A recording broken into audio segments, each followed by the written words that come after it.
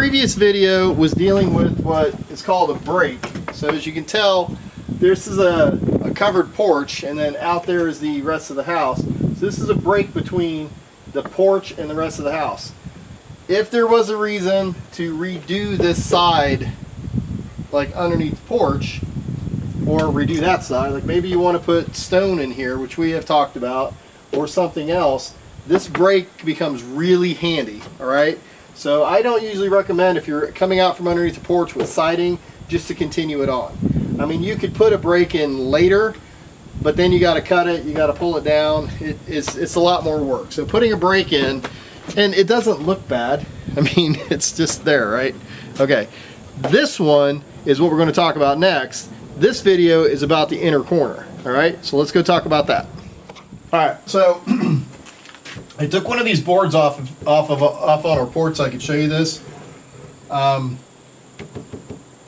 The J channel is about 1 inch thick. Okay, so it sets off the back wall, the wall that everything's attached to, for 1 inch. This piece of wood in here, this is just filler wood. Doesn't really matter what you put in there. Make it as tight as you can. But cedar is only 3/4 of an inch thick. All right, so you're going to need this filler board. Otherwise, the cedar would be kind of up at an angle like this. It'd be, you know, like here's your wall, and the cedar would be sticking up like that, laying on top of the J channel, or you can put it next to the J channel. I just don't like the look of J channel. I'm sorry, but I don't. So I put filler board in, and then on the edge here, where the J channel is, we take a Dado blade, which when we get out to the shop, I'll explain how a Dado blade works. It's a blade that comes out to about, you know, it's like 13/16, 3/4 of an inch, basically. It's not that wide. It's a whole bunch of layers of different knives that are used to cut. But what it will do, and since I took this board down, I can show this to you.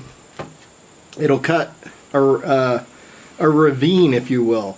You can also put this in the dead center if you wanted to, but we're just taking the edge out. So when this goes back in here, it'll literally cover up that J channel. All right, it gives us a nice look.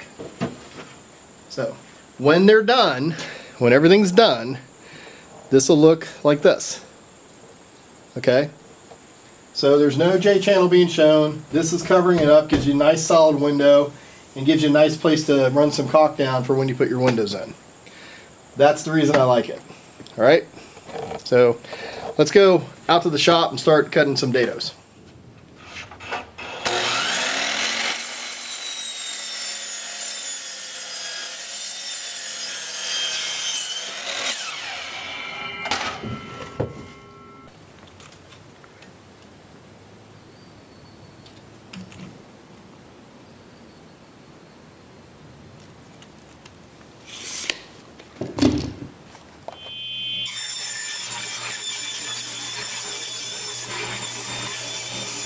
Alright, so in order to make the cuts that we're going to be making with this board, with some of the trim work that we're doing, we're going to need what's called a Dado blade and some knives.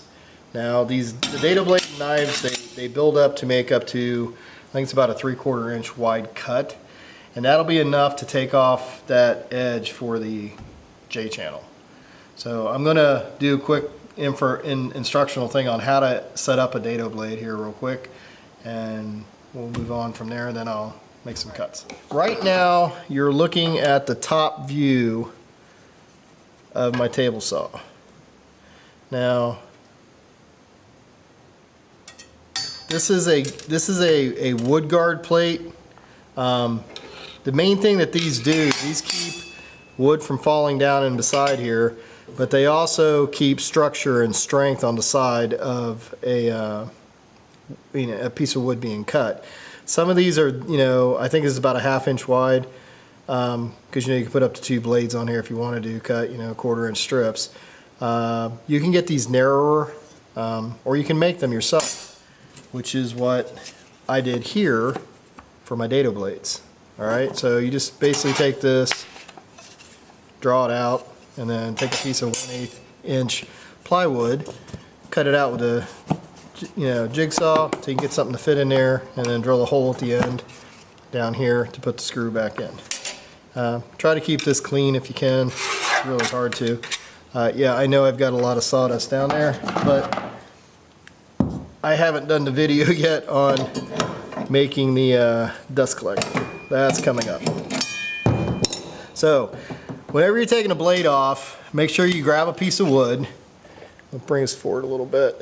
Grab a piece of wood and lock that blade in so it's not going to move. You might have a table saw. There might be a table saw out there. I don't know if there is or not, because I've had my table saw for 23 years, and I'm not shopping table saws. This is a rip cut blade. This blade is a rip cut. It's got 28 teeth. The reason it's a rip cut is when you're cutting and it's spinning, you don't want a lot of teeth to be cut on a rip. Cross cut, 80 tooth, 60 tooth be great.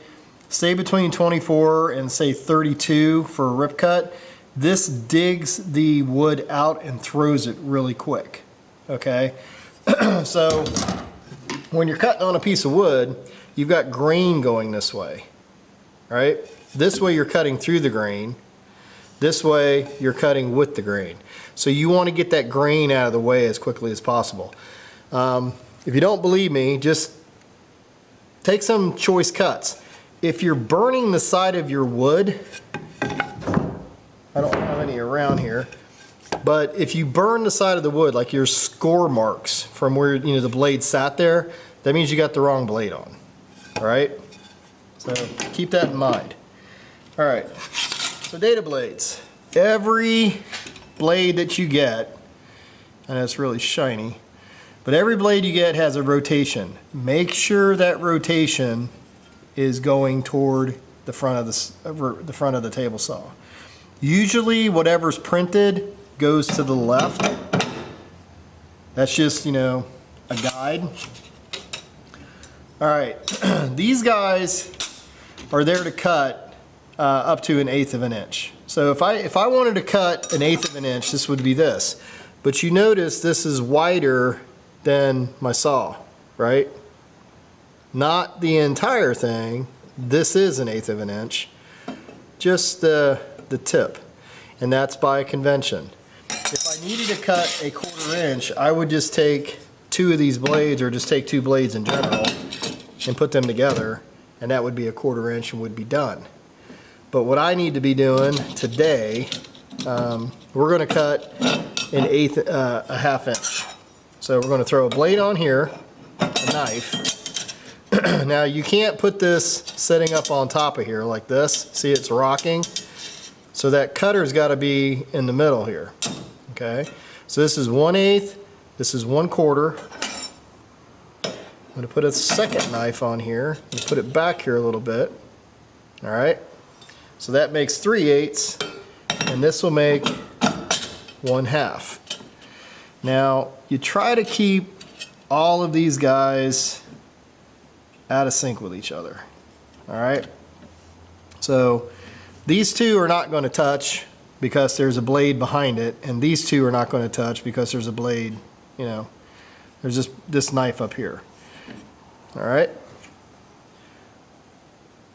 And I'll show you here in a second. Let me get this on here.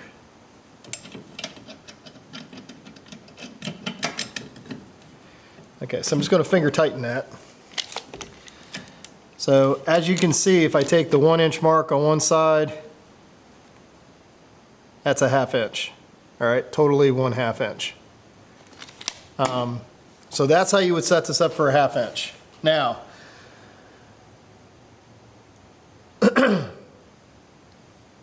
in order to tighten this down, you need to, on my saw, I need to put a block back here, and then the bolt goes clockwise or toward the back of the saw, like this.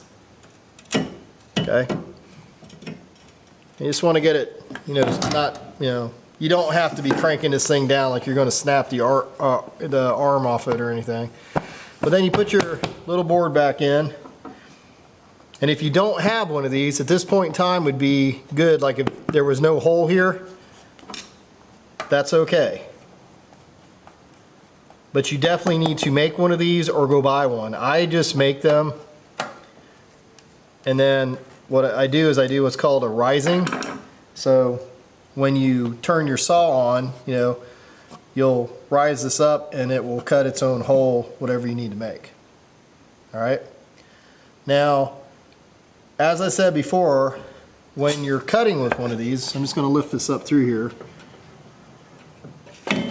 You're not going to ever cut the whole height of the board. All right. So let me change the camera to the side here so you can see what I'm talking about.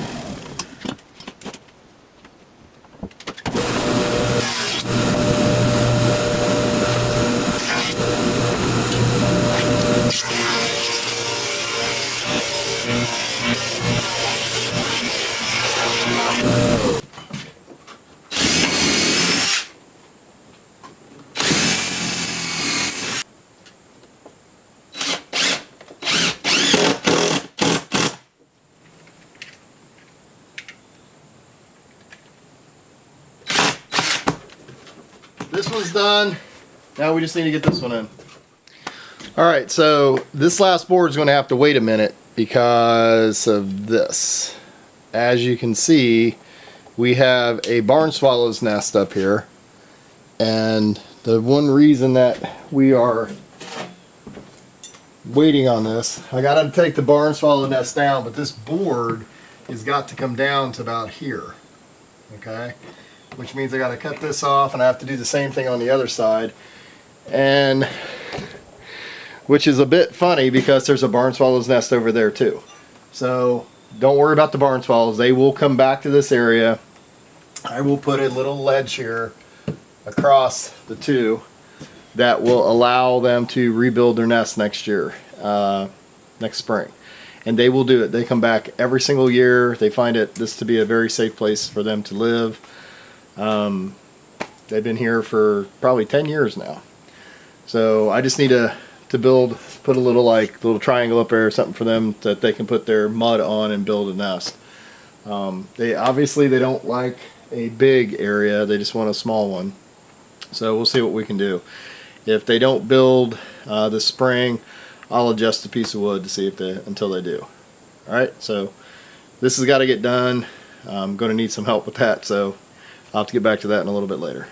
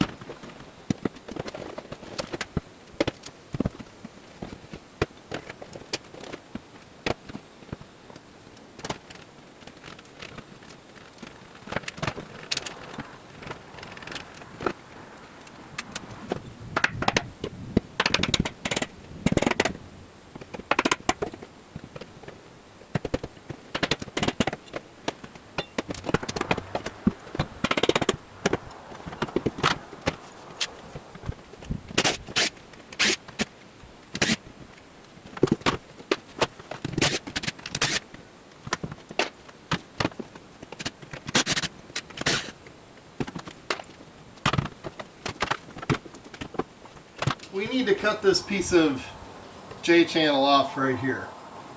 So being that this side is level and that this is butted up against here, if you put this level against here and then level it out up onto the J-channel, you can figure out where it is and then just mark a line. Now, cutting this off will be at the same level as the bottom of this board.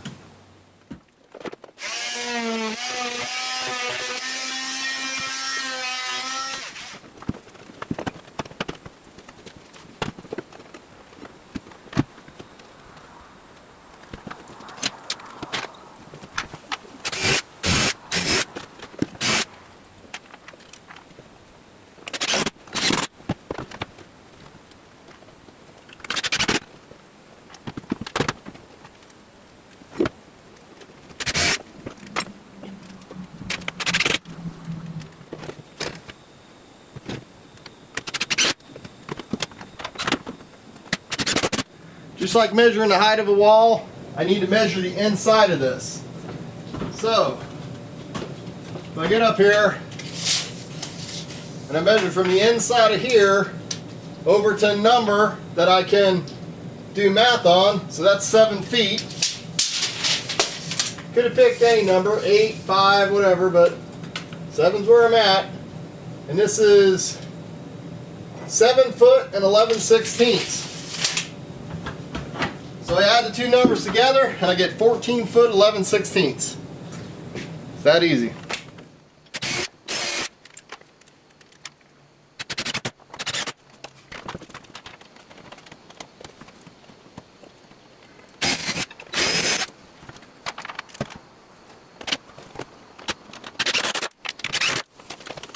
First two videos are done. Got the break over here. We've got the corner back in the area here. Top boards are done. Still need to get the band boards across the top here. And of course, that outside corner. So that's the next video is coming up. If you like the videos, please click like. Please subscribe and hit the alert button if you want to see these when they come out. Other than that, have a great day. Thanks for subscribing and coming to my channel.